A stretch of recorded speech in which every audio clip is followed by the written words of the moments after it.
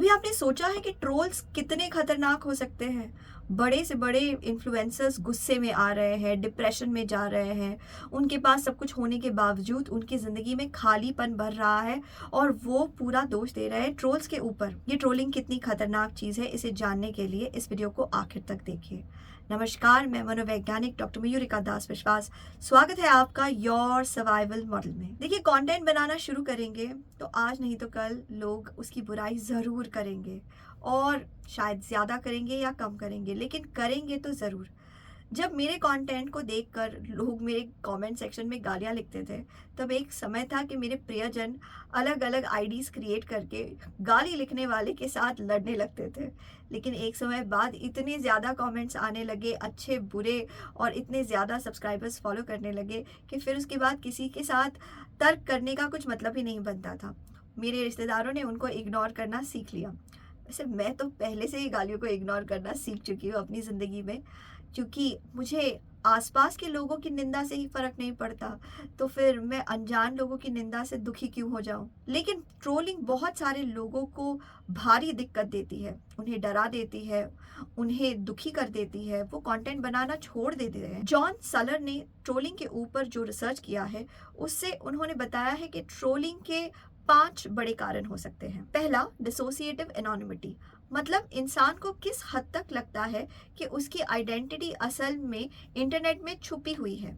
अगर उसे ऐसा लगता है कि मैंने जो भी लिखा है वह कोई तो जानता ही नहीं कि ये असल में मैं हूँ, तो वो बहुत बुरी तरीके से बातों को लिख सकता है और अपने अंदर की ईवल साइड को बाहर आने देता है। दूसरी चीज़ है इनविजिबिलिटी। लोगों को इंटरनेट पे गालियाँ लिखते वक्त, अश्लील बातें लिखते वक्त लगता है कि किसी ने मुझे देखा ही नहीं, मैं छुपा हुआ हूँ, इसलिए मैं जितना चाहे बुरा काम करते जा सकता हूँ। तीसरी चीज़ है एसिंक्रोनिसिटी, यानी कि दूसरे इंसान को मेरे ट्रोलिंग की वजह से जो भी तकलीफ हो रही है वो मुझे दिखाई तो नहीं दे रही है, मेरे सामने तो नहीं है वो इंसान। देखिए, कई बार अगर हमें किसी की निंदा भी करनी हो तो हम सामने नहीं कर पाते, पीठ पीछे उसकी गॉसिप करते हैं, क्योंकि हमें लगता है कि अरे जितना भी वो मुझे बुरा लगता है, मुंह पे बोलेंगे तो उसे बुरा लगेगा ना, उसका चेहरा कितना उतर जाएगा, जब उसे दुख होगा तब मैं अनकंफर्टेबल हो जाऊंगा। क्योंकि ये सच बात है, जब हमारे सामने कोई दुखी हो जाता है, गुस्से में आ जाता है, तो हमारे मिरर न्यूरॉन्स उस बात को कॉपी करते हैं और फिर हम उसके प्रति संवेदनशीलता महसूस करने लगते हैं। लेकिन ये चीज़ ऑनलाइन नहीं होती। आप चाहे किसी भी क्रिएटर को जाके गाली बको, उस क्रिएटर को जितना भी बुरा लगे, वो हमें क्या, हमें तो पता ही नहीं लगेगा कि उसे कैसा महसूस हुआ। इसलिए हम कथारसिस जारी रख सकते हैं, यानी कि अपने मन की जितनी भी भड़ास है, जितनी भी जेलसी है, गुस्सा है, वो सब कुछ उसके कमेंट सेक्शन में जाके उगल सकते हैं, बक सकते हैं। चौथा कारण है सोलिप्सिस्टिक इंट्रोजेक्शन, यानी कि इंसान को ये लगता है कि मैं इस क्रिएटर के बारे में, इन्फ्लुएंसर के बारे में जो सोचता हूँ, ये असल में वैसा ही है।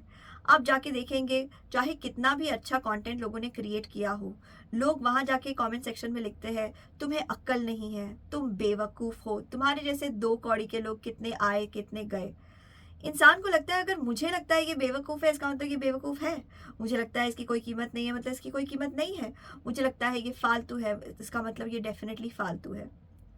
अगर हम इसे थोड़ा लॉजिकली भी सोचेंगे तो ये कैसे पॉसिबल हो सकता है। अगर मुझे लगता है कि कोई इंसान बेवकूफ़ है, तो फिर ये कैसे प्रूव हो जाता है कि वो सच में बेवकूफ़ है। अच्छा, एक वीडियो के बेसिस पे मैं कैसे कह सकती हूँ कि इंसान पूरा का पूरा बेवकूफ़ है। ये चाहे बेवकूफ़ी की बात हो, बुद्धिमानी की बात हो या बेशर्मी की बात हो, हम अगर किसी को बेशर्म मानते हैं, उसका मतलब ये कैसे सिद्ध हो जाता है कि वो सच में बेशर्म है। उसके बारे में हर चीज़ बेशर्मी से भरी हुई है। वो कल भी बेशर्म था, आज भी बेशर्म है और हमेशा बेशर्म रहेगा। एक वीडियो से हम इतना सब कुछ कैसे कंक्लूड कर सकते हैं? ये लॉजिकली संभव ही नहीं है। लेकिन फिर भी लोगों को लगता है, अगर मुझे लगता है कि तुम ऐसे हो, इसका मतलब तुम ऐसे ही हो। आखिरी कारण ट्रोलिंग का है मिनिमाइज्ड अथॉरिटी। इंटरनेट एक ऐसी दुनिया है जहाँ पे सब राजा, एक ऐसी दुनिया है जहाँ पे कोई अनुशासन होना मुश्किल हो जाता है और बिना अनुशासन के हमारे अंदर का जंगली हिस्सा बाहर आ जाता है, हमारे अंदर का डरावना हिस्सा बाहर आ जाता है। हमें से ज़्यादातर लोग अच्छे स्वभाव के इसलिए होते हैं क्योंकि हमें अपना बुरा स्वभाव दिखाने से डर लगता है। तो जब वो डर ही निकाल दिया जाता है तो हमारा बुरा स्वभाव आसानी से बाहर आ जाता है। मैं ट्रोलिंग से कैसे डील करती हूँ? आसान है। सबसे पहली चीज़, मैं अपने आप को कहती हूँ कि भाई तुम इतनी इम्पोर्टेंट हो नहीं कि तुम्हारी कभी भी कोई भी बुराई किसी भी हालत में नहीं करेगा। लोग तुम्हारी बुराई करेंगे और यही रियलिटी है, इसे एक्सेप्ट करो। दूसरी चीज़ जो मैं अपने आप से कहती हूँ वो ये है कि कोई भी मुझे डिफ़ाइन नहीं कर सकता। मैं क्या हूँ, क्या नहीं हूँ, ये मेरे खुद के लिए भी डिफ़ाइन करना मुश्किल है। तो कोई एक इंसान आके एक लाइन में मुझे डिफ़ाइन कैसे कर सकता है? तीसरी चीज़ जो मैं खुद को कहती हूँ वो ये है, कई बार ट्रोल करना ट्रोल करने वाले की मजबूरी होती है। वो भरा हुआ है जेलसी से, दुख से, गुस्से से। वो एक संकीर्ण दुनिया की सोच बनाए रखना चाहता है, दुनिया को ब्लैक एंड वाइट में देखना चाहता है और जब दुनिया उसको वैसी नहीं दिखती जैसे कि वो सोच रहा है तो वो तिलमिला जाता है।